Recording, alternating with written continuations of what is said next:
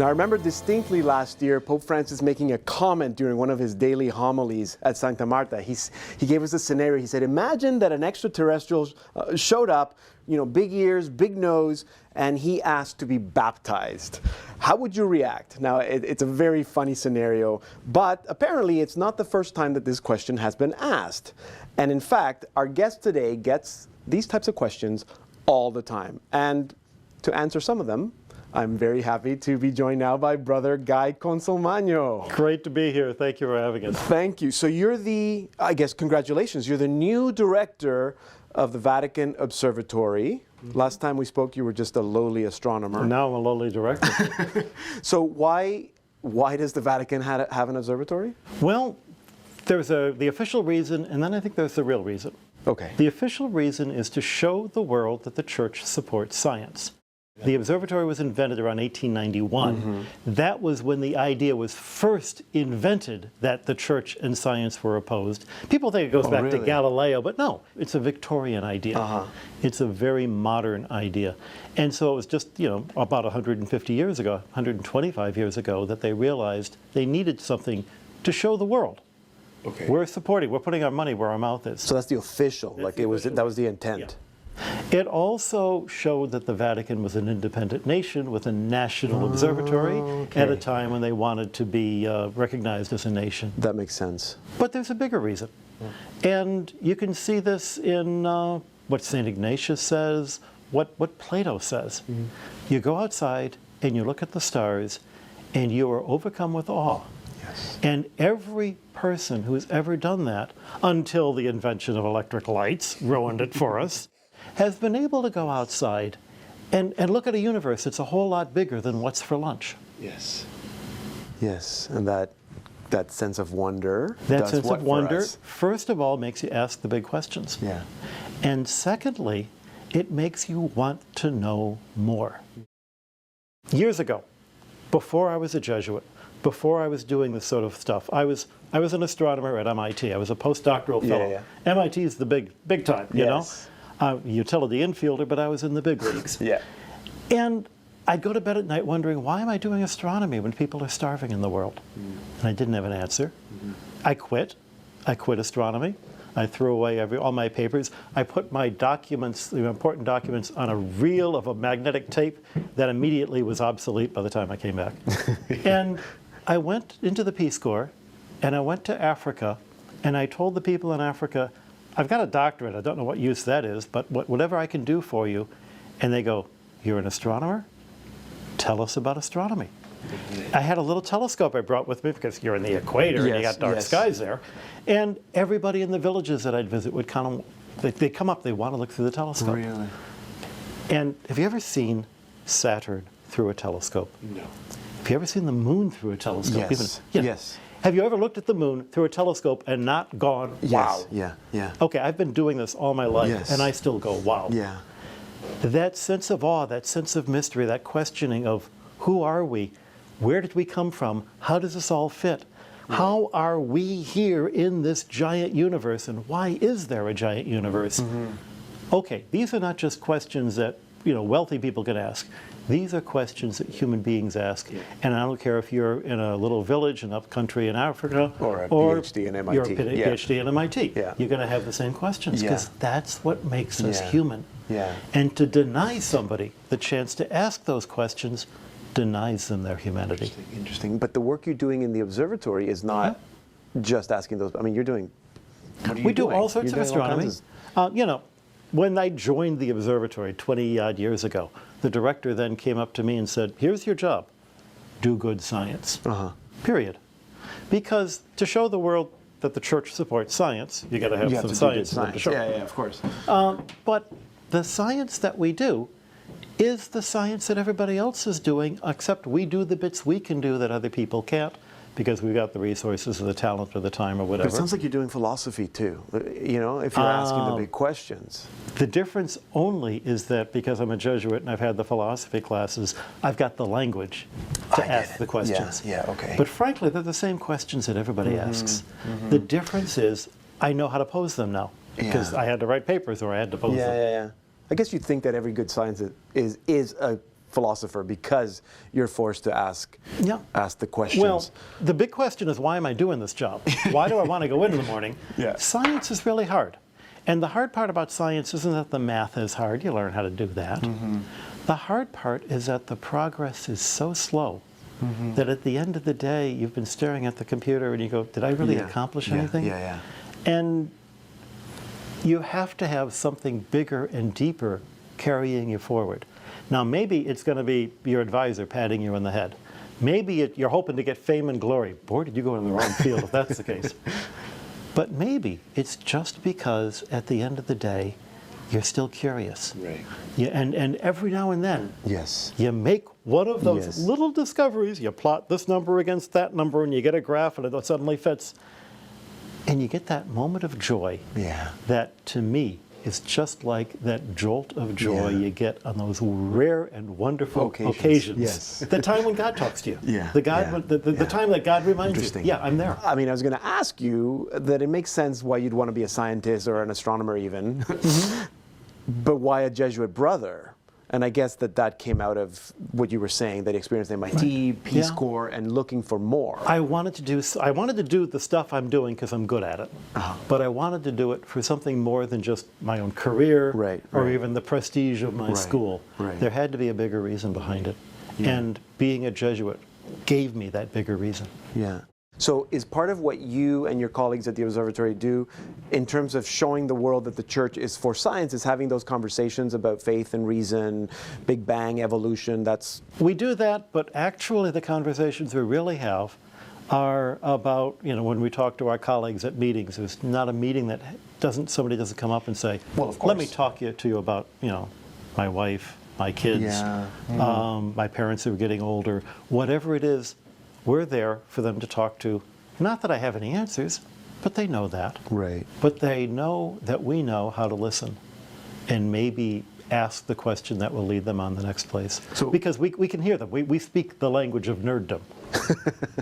Yeah, you do. And you don't mean just your colleagues at the observatory. You mean like in the scientific community who they don't work for the Vatican. There are scientists who are not believers. Or think they're not believers. But well, they believe.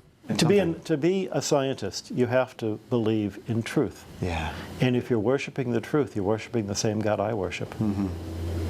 So they take you seriously because I've got the MIT ring. Yes. because they've known me. Exactly. Astronomy because you're doing good science. Yeah. And astronomy is a small field. Yeah. There are more professional football players in the world than there are professional astronomers.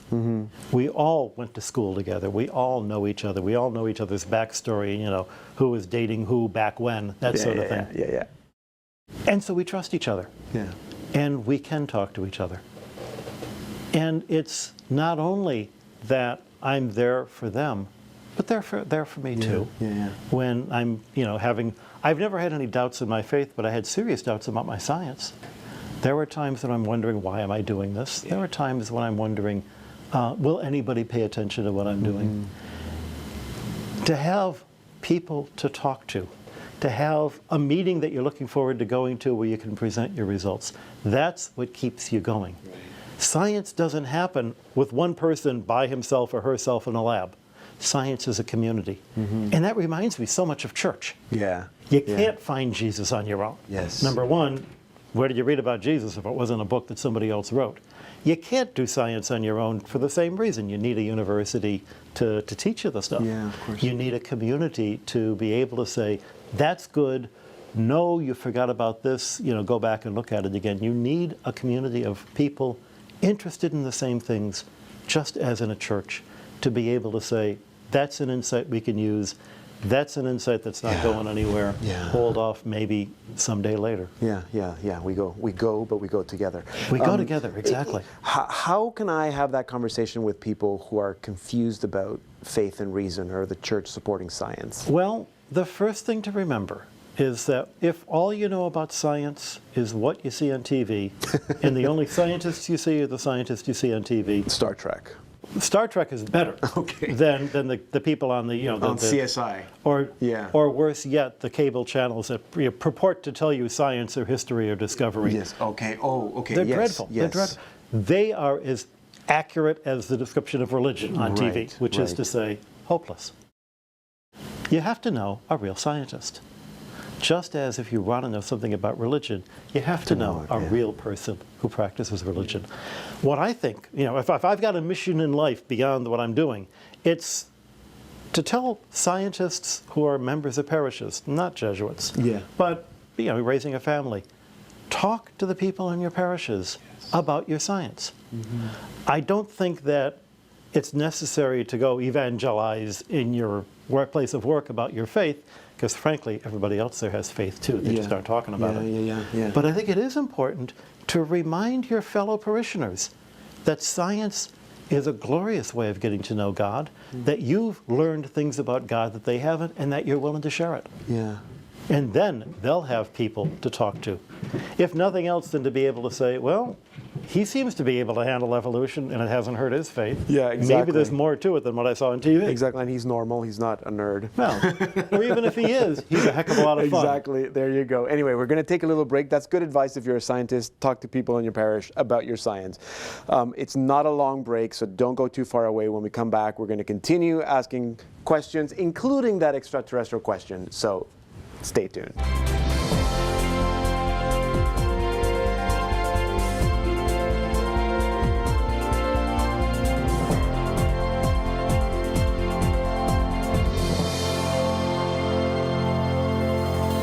We're speaking with the director of the Vatican Observatory, Brother Guy Consolmagno. So, the origin of life, other life in the, whether there's life, life in the universe, these are questions that you'd say the church is interested in, obviously.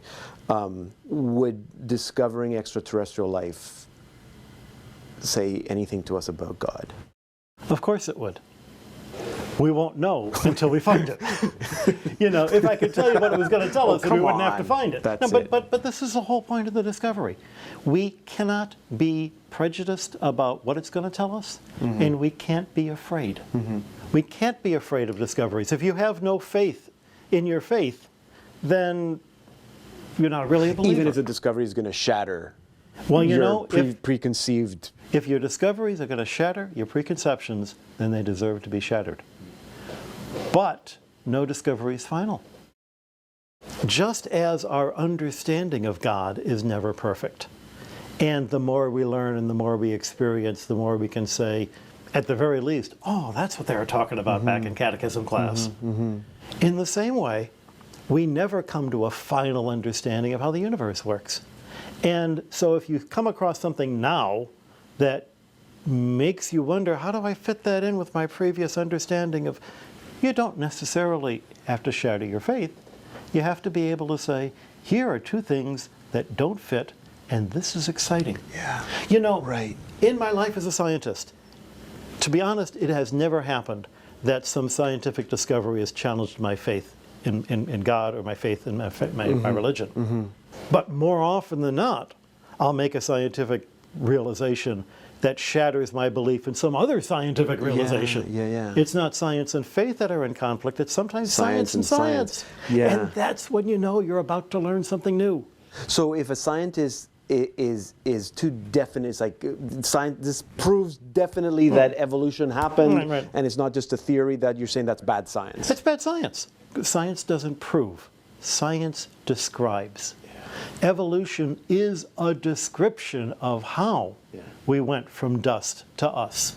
And on Ash Wednesday we're told, remember man, you were dust. My religion tells me who's responsible. My science tells me how he did it. You're an astronomer. A famous star in Scripture is the Star of Bethlehem. I'm sure you get asked about that. What can you tell us about the Star of Bethlehem? It's like a lot of the questions that we get asked. The real question is, why do you want to know? And I don't mean that to be flip. But really, what is it about the Star of Bethlehem, first of all, that's so fascinating? Why did Matthew include that story of all the stories he could have included? Why is it that the only people mentioned in Matthew coming to see the baby Jesus are the shepherds and the Magi? If you're hoping that astronomy can prove that there really was a Star of Bethlehem and it was this thing and therefore I can trust the Bible, do you mean to say you didn't trust the Bible before that? If astronomy can't prove that, is that going to shatter your belief in that? Both of those are crazy. Instead, I think it's a much better question to just contemplate, why is it that everybody loves that story? I love that story. Yeah.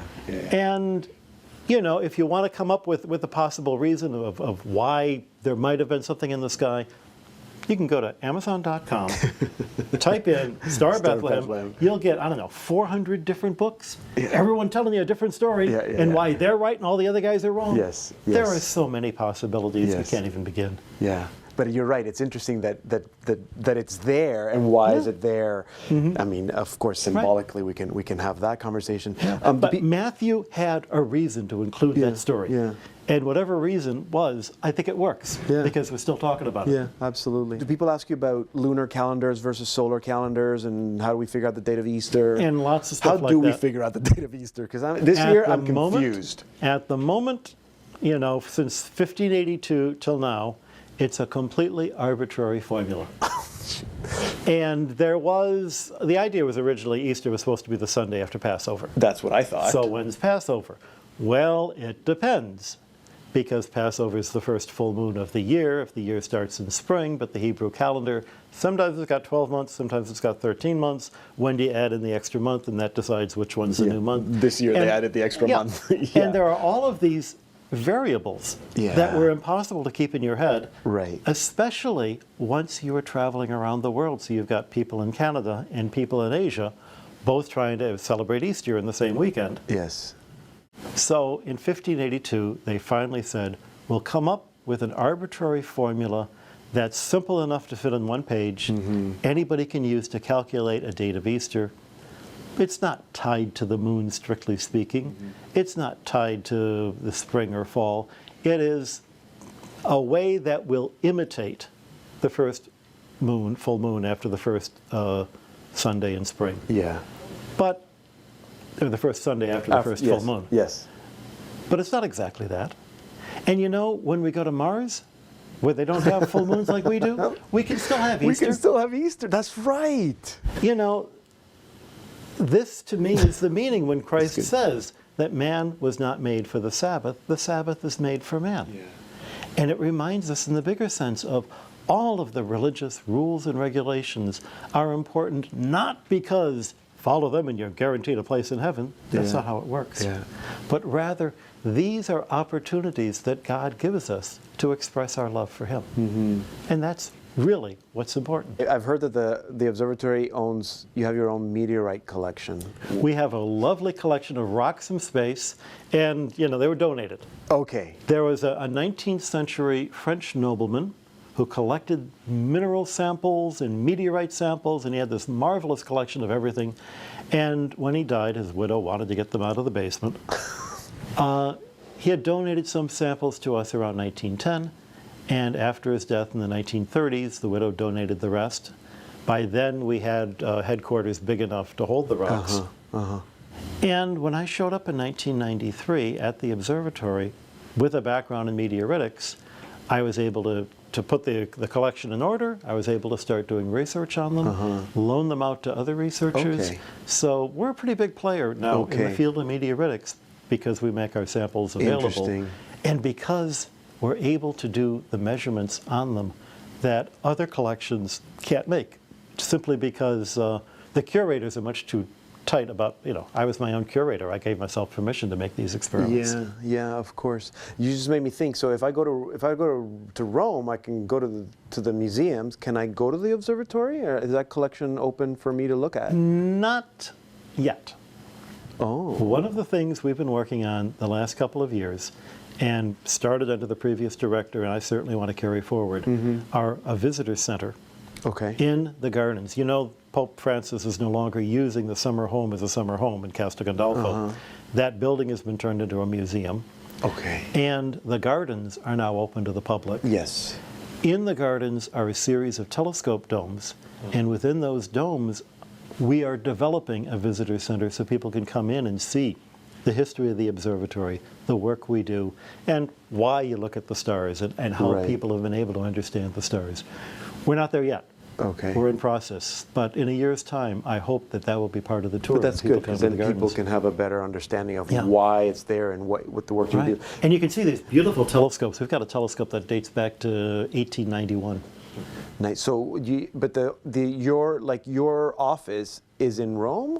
No, Or we are located in the Summer Gardens. Oh, so Summer you Gardens are are about there. 2 Yeah, no, I've kilometers been long. there. Yeah. For a long time, we were actually in the Pope's summer home in the Papal Palace. Really? Sounds great, you're in a palace? Trust me, a building that was built in 1590 Yeah, needs yeah, a lot yeah, of paint. yeah. Didn't have the internet in mind when they built it. But now we're in a much nicer set of quarters in the gardens, where we've got our offices on one floor and our living quarters above. Yeah. Okay. So you live there too. Yeah, And it's very comfortable. do you live with people that you work with then? Yeah, so there's a everybody? Jesuit community of It about is? a dozen Okay. astronomers, and we come from all over the world, Okay, but 4 you're all continents. Jesuits. I didn't know you were We're all all Jesuits, Okay. priests and brothers. We all have one rector. We live in one community under the same rule. Okay. The observatory was given to the Jesuit order to be in charge of staffing back in the 1930s. Yeah. And so Okay. So you don't have any lay people working in the observatory? we have a couple of lay people who are staff members, secretaries and that sort of thing. But the astronomers are all Jesuits. Interesting. We couldn't afford to pay real people. Yeah. That's true. But That's true. Oh, we've got a interesting. dozen Yeah. Jesuits, no kids. We're like, Yeah. you know the phrase DINK, dual income, no Oh, kids? yes. We've got 12 incomes, no kids. Yes, So that's great. that's how we can afford to live there. I think we're close to the end here, but the extraterrestrial question. Mm-hmm. Not so much would you, but can we baptize an extraterrestrial? We don't know. And we won't know until we find out. Well, here's an example of why we're not afraid of other creatures who might be in a relationship with God. We know about angels. Yes. Whether you say they're for real or whether you say they're symbolic of messengers of God, doesn't matter. They're there. They're there. Yeah. And our whole history and mythology and stories has them having a completely different kind of experience of choice. Yes, in favor of God, no, against yeah. God. I wouldn't baptize an angel. Well, they don't Angel doesn't need need to be it. They don't need it. Yeah. But what if I found intelligent creatures on a planet around a star that's only 20 light years away, and after hello 20 years later, oh, you're there. It'll be a slow conversation. Yes. I would be fascinated to know what they know about their creator, Yes. who would be, of course, our creator. But the question, would we baptize one, maybe isn't even the right question, If you saw an extraterrestrial by the side of the road who was injured, would you stop and help the ET? If you were injured by the side of the road, would you let an ET help you? If you can already say yes to those things, we're already in the kingdom of God. Yes, absolutely. And I guess if they want to be baptized, that's Well, the other question. that's the old joke, Yeah. would you baptize an ET? Only if she asks. Yes, exactly. Anyway, this is good. I'm sure there are tons of other questions. You get them all the time. Right. I've got a book. Yes, he does have a book, and it's called "Would You Baptize an Extraterrestrial?" and other crazy questions that the Vatican astronomers get in their inbox or something like that. Something like your that. subtitle. Anyway, thank you so much for dropping by. This has been fascinating. It's Good a to talk delight. to you again. It's great to be with you guys. I've been speaking with the director of the Vatican Observatory, Brother Guy Consolmagno. He's a Jesuit brother, as he said earlier. You can learn more about the work of the Vatican Observatory and hopefully one day even visit at their website, vaticanobservatory.org. Easy website. VaticanObservatory.va. We've changed the website address. And if you go to org, we hope you'll get It'll get directed to redirected. redirected, yes. vaticanobservatory.va. There's actually another website that might be fun to know Okay, about. yes. vofoundation.org, I've seen that. that one is an org, /blog. Yes, And this is that's something your blog. called The Catholic Astronomer. Yes. And I encourage people to drop in and see the conversations we have there. So that's vofoundation.org/blog. That's his blog, Vatican Astronomer. Brother Guy Consolmagno. I was going to say you can ask any questions of us, you can ask any questions of him directly, but you can also reach us via Facebook and Twitter. You can email me directly, pedro@saltandlighttv.org. That's all for tonight. May God continue to bless you and your home.